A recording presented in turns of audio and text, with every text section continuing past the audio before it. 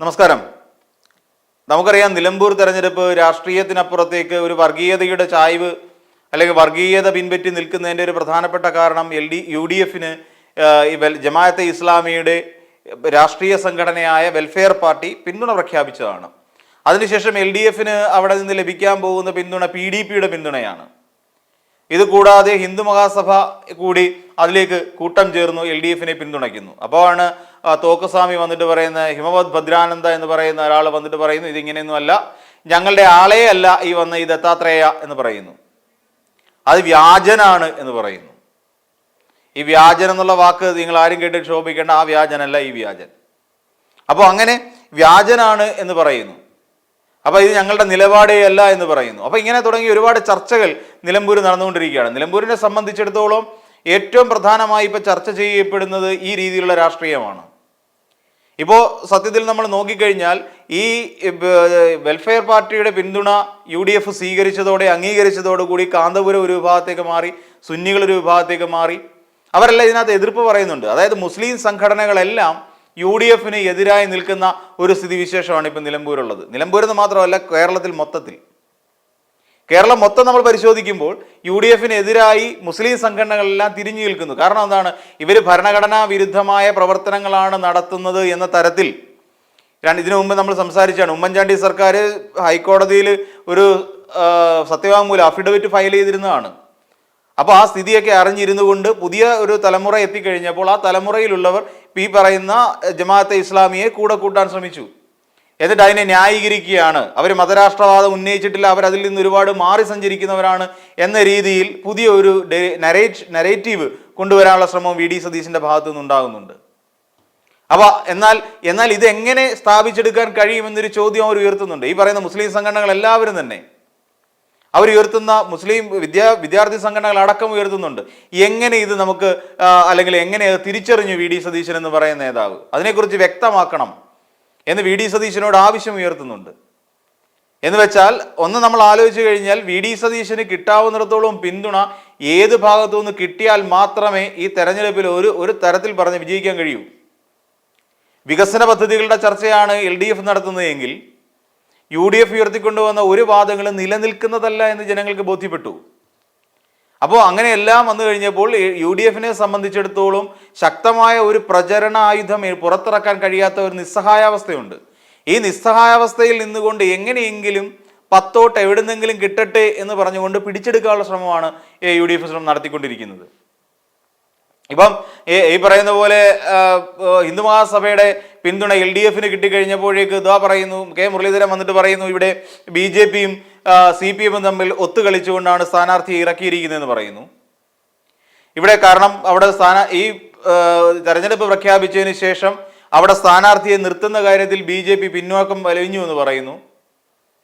അതിന് വ്യക്തമായ കാരണം രാജീവ് ചന്ദ്രശേഖർ പറഞ്ഞു. രാജീവ് ചന്ദ്രശേഖർ എന്ന് പറയുന്ന ഒരാൾ BJP എന്ന് പറയുന്ന പാർട്ടിയെ കോർപ്പറേറ്റ് തലത്തിലേക്ക് എത്തിക്കാനുള്ള ശ്രമമാണ് നടത്തുന്നത്. അദ്ദേഹം ഒരു ബിസിനസ്സുകാരനായതുകൊണ്ട് ആ ഒരു തലത്തിലേക്ക് ഇതിനെ കൊണ്ട് എത്തിക്കുക എന്നുള്ളതാണ് അദ്ദേഹം ശ്രമിക്കുന്നത്. അപ്പോൾ അതുകൊണ്ട് തന്നെ അനാവശ്യമായ പണച്ചെലവ് ധൂർത്തായി മാറുമെന്ന് ചിന്തിക്കുന്ന ഒരാൾ കൂടിയാണ്. അപ്പോൾ അതുകൊണ്ടാണ് സ്ഥാനാർത്ഥിയെ നിർത്താതിരുന്നത്. തെരഞ്ഞെടുപ്പിലെ മത്സരിച്ചില്ലെങ്കിൽ മോശമല്ലേ എന്ന് കരുതി കേരള കോൺഗ്രസിൽ നിന്നും വിട്ടുമാറി വന്ന മോഹൻ ജോർജിനെ പോലെ ഒരു സ്ഥാനാർത്ഥി അവിടെ പിടിച്ചു നിർത്തി. അങ്ങനെയല്ലേ സംഭവിച്ചത്. എന്നിട്ട് പറയുന്ന കെ മുരളീധരൻ ഉയർത്തുന്ന പുതിയ ആരോപണം, BJPക്കാർ അവിടെ വേണ്ട രീതിയിൽ പ്രചരണ പരിപാടികൾ കോർഡിനേറ്റ് ചെയ്യുന്നില്ല, സംഘടിപ്പിക്കുന്നില്ല എന്ന് തന്നെയാണ് എന്ന് ഉള്ളൊരു ആരോപണം ഉയരുന്നു. പക്ഷേ ഈ വെൽഫെയർ പാർട്ടിയുമായുള്ള ഈ കൂടിച്ചേരൽ ഈ പറയുന്ന UDFനെ സംബന്ധിച്ചിടത്തോളം 2020 അവസ്ഥയിലേക്ക് എത്തും. 2020 അവസ്ഥ അത് തന്നെ ആയിരുന്നില്ലേ? 2019 ആ ലോക്സഭാ തെരഞ്ഞെടുപ്പുമായി ബന്ധപ്പെട്ടിട്ടാണല്ലോ ഇവിടെ BJP എന്ന് ഈ പറയുന്ന വെൽഫെയർ പാർട്ടി UDFന് പിന്തുണ പ്രഖ്യാപിക്കുന്നത്. അതിനുശേഷം തദ്ദേശ സ്വയംഭരണ തെരഞ്ഞെടുപ്പിൽ മധ്യ കേരളത്തിലും തെക്കൻ കേരളത്തിലും ഉണ്ടായ തിരിച്ചടിയെക്കുറിച്ച് എപ്പോഴെങ്കിലും UDF കോൺഗ്രസ് പാർട്ടിയോ ചിന്തിച്ചിട്ടുണ്ടോ? ഒരുപക്ഷെ വെൽഫെയർ പാർട്ടിയെ കൂടെ കൂട്ടുന്നതുകൊണ്ട് മലപ്പുറം, കോഴിക്കോട് പോലുള്ള ജില്ലകളിൽ എന്തെങ്കിലും നേട്ടം ഉണ്ടാക്കാൻ കഴിഞ്ഞിരിക്കും. ഈവൻ വയനാട് പോലും ഒരു നേട്ടം ഉണ്ടാക്കാൻ കഴിഞ്ഞിരിക്കും. മലബാർ പ്രദേശങ്ങളിൽ ആകെ എന്ന് നമുക്ക് പറയാൻ കഴിയില്ല. ഈ പറയുന്ന മലപ്പുറം, കോഴിക്കോട്, വയനാട് തുടങ്ങിയ മേഖലകളിൽ ഒരു മുന്നേറ്റം ഉണ്ടാക്കാൻ, ഒരുപക്ഷെ നേട്ടം ഉണ്ടാക്കാൻ UDFന് ഒരുപക്ഷെ കഴിഞ്ഞിരിക്കും. അങ്ങനെ ഒരു സാഹചര്യം നമുക്ക് വേണമെങ്കിൽ വിലയിരുത്താം. പക്ഷെ നമ്മൾ ഇങ്ങോട്ട് ചിന്തിക്കുമ്പോൾ ഇപ്പൊ മധ്യ കേരളത്തെക്കുറിച്ച് നമുക്ക് ചിന്തിക്കാം. ഒരു വെൽഫെയർ പാർട്ടി പോലെ ജമാഅത്തെ ഇസ്ലാമിയുടെ ഒരു സംഘടന UDFന് പിന്തുണ പ്രഖ്യാപിക്കുമ്പോൾ തീവ്ര മുസ്ലിം ചിന്താഗതിയുള്ള ഒരു വിഭാഗക്കാരാണ് ഇങ്ങോട്ട് വരുന്നത്. അപ്പൊ ഞങ്ങൾ മതേതരന്മാരാണ് എന്ന് പറഞ്ഞ് അഹമ്മതി കാണിക്കാൻ കഴിയുമോ? ഇല്ല. നമ്മൾ മധ്യ കേരളത്തിലേക്ക് വന്നു കഴിഞ്ഞാൽ ക്രിസ്തീയ വോട്ടുകളാണ് ശരിക്കും ഈ പറയുന്ന കോൺഗ്രസിന്റെ UDFന്റെ പിൻബലം എന്ന് പറഞ്ഞാൽ. അത് കേരള കോൺഗ്രസ് അടക്കമുള്ളതിനെ നമ്മൾ പരിശോധിച്ചാൽ നമുക്ക് മനസ്സിലാവും. അപ്പോൾ കേരള കോൺഗ്രസ് അടക്കമുള്ള ക്രിസ്തീയ ഭൂരിപക്ഷമുള്ള മേഖലകളിൽ കോൺഗ്രസിനെ സംബന്ധിച്ചിടത്തോളം ആ വോട്ടിൽ ആ പരമ്പരാഗത വോട്ട് ബാങ്കിൽ വിള്ളലുണ്ടാകുന്നതിന് കാരണമായി തീരും, അല്ലെങ്കിൽ വിള്ളലുണ്ടാകും. യാഥാർത്ഥ്യമല്ലേ അത്? ക്രിസ്തുമതക്കാർ ഈ പറയുന്ന ഇത്രയും തീവ്ര ഇസ്ലാമിക് ചിന്താഗതിയുള്ള ഒരു വിഭാഗത്തെ കൂടെ കൂട്ടിക്കഴിഞ്ഞാൽ ക്രിസ്ത്യാനികൾ ഇതിൻ്റെ കൂട്ടത്തിൽ നിൽക്കുമെന്ന് നമുക്ക് തോന്നുന്നുണ്ടോ? ഇല്ല. നമുക്കറിയാമല്ലോ ഇവിടെ ഉയർന്നു വന്ന കുറേയധികം വാദങ്ങൾ. ലവ് ജിഹാദ് എന്ന് പറയുന്ന വാദം ഉയർന്നു വന്നത് എവിടെ നിന്നായിരുന്നു? സത്യത്തിൽ ക്രിസ്ത്യൻ പെൺകുട്ടികളെ മുസ്ലിം ചെറുപ്പക്കാർ പ്രണയിച്ചുകൊണ്ട് അവരെ മതം പരിവർത്തനം നടത്തുന്ന തരത്തിലേക്ക് മാറുന്നു എന്ന് പറയുന്ന ലവ് ജിഹാദ് എന്ന് പറയുന്ന ഒരു ആശയം വന്ന എവിടെ നിന്നായിരുന്നു? ക്രിസ്തീയ സഭകളിൽ നിന്നല്ലേ ആദ്യമായി ഇങ്ങനെ ഉയർന്നു വരുന്നത് ഒരു വാദം. ആ വാദത്തെ പിന്നീട് BJPക്കാർ ഏറ്റുപിടിക്കുകയല്ലേ ചെയ്ത്. അവിടെ നടക്കുന്നുണ്ട് എന്ന് പറഞ്ഞില്ലേ ലവ് ജിഹാദ്? ഈ ക്രിസ്തീയ സഭകളിലേക്ക് മുസ്ലിങ്ങളുടെ കടന്നുകയറ്റം നടക്കുന്നു എന്ന് പറഞ്ഞില്ലേ ക്രിസ്തീയ സഭക്കാർ? എന്നിട്ട് ഇവരെ ഉൾക്കൊള്ളാൻ തയ്യാറായി നിൽക്കുന്ന ഒരു പാർട്ടിയല്ലായിരുന്നു UDF. അതായത് ഈ ക്രിസ്ത്യൻ സഭകളിലെ അവരുടെ വോട്ട് കണ്ടാണല്ലോ മധ്യ കേരളത്തിൽ പലപ്പോഴും UDFന് ഒരു മേൽക്കൈ ഉണ്ടാക്കാൻ കഴിയുന്നത്. അപ്പോൾ അത്തരത്തിലുള്ള വോട്ട് ബാങ്കുകളിൽ, പരമ്പരാഗത വോട്ട് ബാങ്കുകളിൽ വിള്ളലുണ്ടാകുന്നു, സ്വാഭാവികം. ആ വോട്ടുകൾ ഭിന്നിച്ച് LDFിലേക്കും ഈ പറയുന്ന പോലെ BJPയിലേക്ക്, മിക്കവാറും ഈ ക്രിസ്ത്യൻ വോട്ടുകളെല്ലാം ഭിന്നിച്ച് BJPയിലേക്ക് തന്നെ പോകാനാണ് സാധ്യത. അത് BJP വളരുന്നതിനും BJPയുടെ വോട്ട് നില ഉയരുന്നതിനും കാരണമായി തീരുന്നില്ലേ? തൃശ്ശൂരിൽ സംഭവിച്ച പോലെ. തൃശ്ശൂരിൽ പിന്നെ കോൺഗ്രസ് പാർട്ടിക്കാർ മൊത്തം കൂടെ 70-75,000 വോട്ടുകൾ മറിച്ച് BJPക്ക് കൊടുത്തു എന്നെങ്കിലും പറയാം. അപ്പോൾ ഈ പരമ്പരാഗതമായ ക്രിസ്തീയ വോട്ടുകൾ ഭിന്നിക്കുകയും അത് BJPയിലേക്കും ഒരു ചെറിയ ശതമാനം LDFിലേക്കും വരാനുള്ള സാധ്യതയില്ലേ? ഉണ്ട്.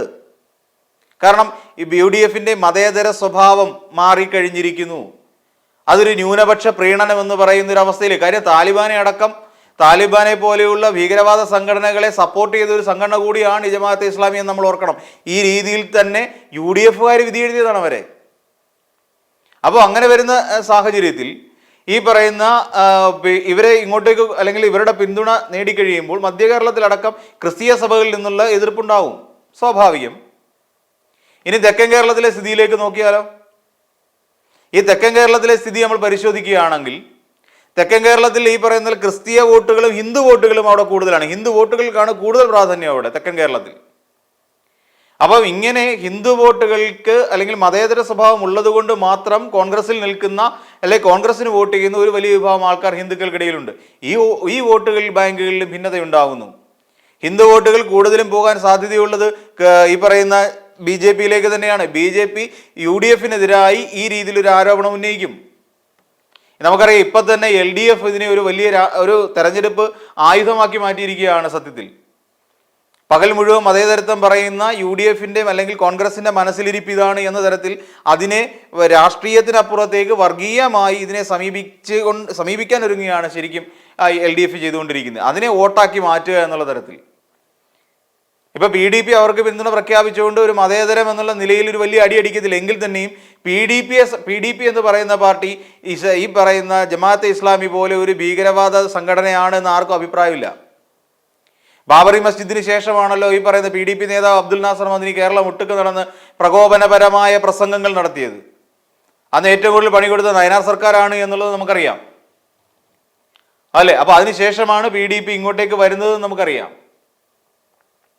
PDP ഇപ്പോൾ പിന്തുണ പ്രഖ്യാപിച്ചിരിക്കുന്നത്. അപ്പോൾ അതിൻ്റെ ഈ പറയുന്ന തീവ്ര ഇസ്ലാമിക സമീപനങ്ങളിൽ നിന്ന് വ്യതിചലിച്ചുകൊണ്ട് പോകുന്ന ഒരു പാർട്ടിയാണ് ഇപ്പോൾ PDP എന്ന് നമുക്ക് അംഗീകരിച്ചു കൊടുക്കേണ്ടി വരും, പറയേണ്ടി വരും. എന്നാൽ ജമാഅത്ത് ഇസ്ലാമിക്ക് മാറ്റം വല്ലതും വന്നിട്ടുണ്ടോ? ഇല്ല. അത് മാറ്റം വന്നിട്ടില്ല എന്ന് അന്നാട്ടിലെ മുസ്ലിം സംഘടനകൾക്ക് പോലും ബോധ്യപ്പെട്ടത് കൊണ്ടാണ് മുസ്ലിം സംഘടനകൾ ഇപ്പോൾ ഈ ഒരു കൂട്ടുകെട്ടിനെ എതിർത്തുകൊണ്ടിരിക്കുന്നത്. ഈ പറയുന്ന UDF അല്ലെങ്കിൽ കോൺഗ്രസ് ചെയ്ത് തെറ്റായി പോയി എന്നുള്ള നിലപാടിൽ മുസ്ലിം സംഘടനകൾ എത്തിപ്പെടാനുള്ള പ്രധാനപ്പെട്ട കാരണം അത് തന്നെയാണെന്നേ. തെക്കൻ കേരളത്തിൽ ഈ പറഞ്ഞ പോലെ വോട്ട് ബാങ്കിൽ, പരമ്പരാഗത വോട്ട് ബാങ്കിൽ ഈ പറയുന്ന പോലെ UDFന് അല്ലെങ്കിൽ കോൺഗ്രസിന്റെ പരമ്പരാഗത വോട്ട് ബാങ്കിൽ വിള്ളലുണ്ടാക്കും. ആ വിള്ളലുണ്ടാക്കുന്ന നേട്ടമായി തീരുന്ന LDF-നും BJP-ക്കും തന്നെ ആയിരിക്കും. അപ്പോഴും ഒന്ന് ആലോചിച്ച് നോക്കുക, ഇരിക്കും കൊമ്പ് മുറിക്കുന്ന സമീപനമാണ് ഈ UDF കാണിച്ചുകൊണ്ടിരിക്കുന്നത്, അല്ലെങ്കിൽ കോൺഗ്രസ് പാർട്ടി കാണിച്ചുകൊണ്ടിരിക്കുന്നത്. ഇവിടെ കേരളത്തിൽ ഒരു മൂന്നാം മുന്നണി വളർന്നു വരരുത് എന്ന് ആഗ്രഹിക്കുന്ന ഒരു വലിയ വിഭാഗം ജനങ്ങളുണ്ട്. അവരാണ് കോൺഗ്രസിന്റെ ശക്തി. ഇല്ലാന്നുണ്ടെങ്കിൽ കോൺഗ്രസ് എന്ന് പറയുന്ന പാർട്ടി കടലെടുത്ത് പോകേണ്ട സമയമായി. ഏറെക്കുറെ അതിൻ്റെ ആ ഒരു അവസ്ഥയിലേക്ക് എത്തിയിരിക്കുന്ന ഒരു നിലയാണ് ഇപ്പോഴുള്ളത്. കാരണം അവർക്ക് പറയാനൊന്നുമില്ലാത്ത ഒരു അവസ്ഥയിലേക്ക് അവർ മാറി. ഞങ്ങൾ എന്ത് പറഞ്ഞു, ഞങ്ങൾ വോട്ട് പിടിക്കും. സെമി ഫൈനലിൽ നിന്ന് പാലക്കാട് തെരഞ്ഞെടുപ്പിന് സെമി ഫൈനൽ എന്ന് പറഞ്ഞു. അപ്പോൾ അതേസമയം തന്നെ ചേലക്കര നടന്നതിനെ അപ്പോൾ എന്ത് പറയും? ഒരു സിറ്റിംഗ് സീറ്റ് പിടിച്ചു നിർത്തുന്നതിലല്ലല്ലോ കാര്യം. LDF-ന്റെ കയ്യിലിരിക്കുന്ന ഒരു സീറ്റ് സ്വന്തം സീറ്റാക്കി മാറ്റുന്നതല്ലേ യഥാർത്ഥ വിജയം. അവിടെയല്ലേ ഭരണവിരുദ്ധ വികാരമുണ്ട് എന്ന് നമുക്ക് പറയാൻ കഴിയുന്നത്, അല്ലേ? അങ്ങനെയാണെങ്കിൽ മാത്രമേ ഭരണവിരുദ്ധ വികാരമുണ്ട് എന്ന് നമുക്ക് അളക്കാൻ കഴിയൂ. എവിടെയാണ് LDF-ന്റെ ഒരു സീറ്റ് UDF പിടിച്ചെടുത്തിരിക്കുന്നത്? ചേലക്കരയിൽ നടന്ന തെരഞ്ഞെടുപ്പിൽ അങ്ങനെയാണെങ്കിൽ K. രാധാകൃഷ്ണൻ മാറിയപ്പോൾ അവിടെ UR പ്രദീപിന് പകരം രമ്യ ഹരിദാസ് വരണമായിരുന്നു. അത് സംഭവിച്ചില്ല. ചേലക്കരയിൽ അപ്പോഴും LDF തന്നെ അവിടുന്ന് വിജയിച്ചു, UR പ്രദീപ് തന്നെ വിജയിച്ചു. അവിടെ ഞങ്ങൾക്ക് വോട്ട് ശതമാനം കൂടിയെന്നോ അങ്ങനെയൊന്നും പറഞ്ഞിട്ട് ഒരു കാര്യമില്ല. അല്ലെങ്കിൽ പിന്നെ PV അൻവറിനെ പോലെ ഒരുത്തൻ DMK-യുടെ സ്ഥാനാർത്ഥിയെ അവിടെ നിർത്തി കാര്യമില്ലെന്നേ. അങ്ങനൊന്നും പറഞ്ഞിട്ട് കാര്യമില്ല. അവിടുത്തെ BJP സ്ഥാനാർത്ഥി ശക്തനായിരുന്നു. അതുകൊണ്ട് എന്ത് പ്രയോജനം? അതിൻ്റെ എന്ത് നേട്ടം? അതിലല്ല കാര്യം. പിന്നെ ശരിയായ കാര്യം ഇരിക്കുന്നത് അവിടെ ഒരു സിറ്റിംഗ് സീറ്റ് LDF-ന്റെ കയ്യിൽ നിന്ന് പിടിച്ചെടുത്താൽ മാത്രമേ സംസ്ഥാനത്ത് ഭരണവിരുദ്ധ വികാരമുണ്ട് എന്ന് തീരുമാനിക്കാൻ പറ്റുകയുള്ളൂ, അങ്ങനെ അറിയാൻ കഴിയുള്ളൂ, ജനങ്ങൾക്ക് ബോധ്യപ്പെടുകയുള്ളൂ. പക്ഷെ അങ്ങനെ സംഭവിച്ചിട്ടില്ല. പിന്നെ എങ്ങനെയാണ് ഭരണവിരുദ്ധ വികാരം എന്ന് പറയുന്നതിനെ വോട്ടാക്കി മാറ്റാൻ കോൺഗ്രസിന് കഴിയുക? അതും കഴിയാത്തൊരവസ്ഥയാണ്. അപ്പോൾ ഇങ്ങനെ ഈ പറയുന്ന ഇത്തവണത്തെ വോട്ടിൽ ഈ പറഞ്ഞ VD സതീശൻ തന്നെ പറഞ്ഞല്ലോ, ഞാനിങ് ഏറ്റെടുക്കുകയാണ് തോറ്റാൽ എന്ന് പറഞ്ഞല്ലോ. വിജയിച്ചാൽ ക്രെഡിറ്റ് എല്ലാവർക്കും, തോറ്റാൽ ക്രെഡിറ്റ് അങ്ങേർക്ക്, VD സതീശന് എന്നാണല്ലോ പറഞ്ഞത്. അപ്പോൾ എങ്ങനെയെങ്കിലും തൻ്റെ ക്രെഡിറ്റ് അല്ലെങ്കിൽ താൻ കാരണമാണ് അല്ലെങ്കിൽ തൻ്റെ ഉത്തരവാദിത്വത്തിൽ വീണ്ടും ഒരു തെരഞ്ഞെടുപ്പ് വിജയിച്ചു എന്ന് വരുത്തി തീർക്കാൻ ഏതറ്റം വരെയും പോകുന്ന ഒരാളായി പ്രതിപക്ഷ നേതാവ് അധപ്പതിച്ചിരിക്കുന്നു എന്ന് പറയുന്നത് തന്നെയല്ലേ യാഥാർത്ഥ്യം. ഈ തെക്കൻ കേരളത്തിലും മധ്യ കേരളത്തിലും കോൺഗ്രസ് പാർട്ടിക്ക് ഉണ്ടാകാൻ പോകുന്ന ഒരു വലിയ തിരിച്ചടിയുണ്ട്, കനത്ത തിരിച്ചടിയുണ്ട്. ആ തിരിച്ചടിയെ പോലും തൃണവത്ഗണിച്ചുകൊണ്ട് ആണ് ശരിക്കും ഇത്തരത്തിൽ വെൽഫെയർ പാർട്ടിയുമായ ഒരു ഒത്തുചേരലിന് അല്ലെങ്കിൽ ഒരു ഒത്തുതീർപ്പിന് സത്യത്തിൽ കോൺഗ്രസ് പാർട്ടി തയ്യാറായത്. അതിന് യാതൊരു മാറ്റവും ഇല്ല. ഇങ്ങനെ പരമ്പരാഗത വോട്ട് ബാങ്കിൽ വിള്ളൽ വരുത്തിക്കൊണ്ട് താൽക്കാലിക വിജയത്തിന് വേണ്ടി ശ്രമിക്കുന്നതാണോ യഥാർത്ഥത്തിൽ ഒരു രാഷ്ട്രീയക്കാരൻ അല്ലെങ്കിൽ ഒരു തെരഞ്ഞെടുപ്പിന്റെ തന്ത്രം? അതോ കനകോലു പറഞ്ഞു തന്ന ഇങ്ങനെയാണോ എന്നും നമുക്കറിയില്ല. എന്തായിരുന്നാലും ഇനിയിപ്പോൾ ശക്തമായ രീതിയിൽ രണ്ട് മുന്നണികളും മൂന്ന് സ്ഥാനാർത്ഥികളും അതിശക്തമായി പോരടിച്ചുകൊണ്ടിരിക്കുക. ഫലം നമുക്ക് വഴിയെ കാണാം.